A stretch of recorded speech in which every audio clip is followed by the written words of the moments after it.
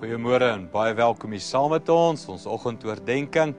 Ons is besig in die boek Galasiërs en ek wil vir jou lees Galasiërs 1 vanaf vers 11 af.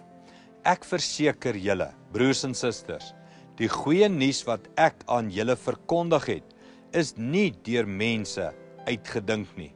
Ek het dit nie by 'n mens gehoor of geleer nie, maar deurdat God Jesus Christus aan my geopenbaar het. Soveel keer sê mense dat Christendom is net uitgedink deur die mens.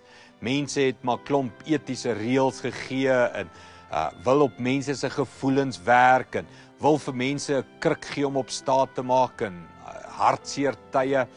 Paulus sê duidelik, die evangelie is te moeilik vir 'n mens om dit uit te dink. Geen mens kan die Bybel saamstel nie. Geen mens kan duisende jare se profesieë en beloftes uit verskillende tale en groepe mense aan mekaar sit en dan kom met hierdie menslike plan van die evangelie nie. Dis 'n plan van Christus. Dis 'n plan van God. En net Jesus het hierdie plan waargemaak en laat uitwerk van God. En daarom as jy twyfel in die evangelie of mense ken wat twyfel, dink bietjie mooi. Kan mense regtig so 'n plan aan mekaar maak? Paulus sê nee. Hierdie plan is net Christus. En kom ons bid dat mense hierdie waarheid sal besef. Hemelse Vader, dankie dat dit nie 'n menslike plan is of goeie nuus is nie.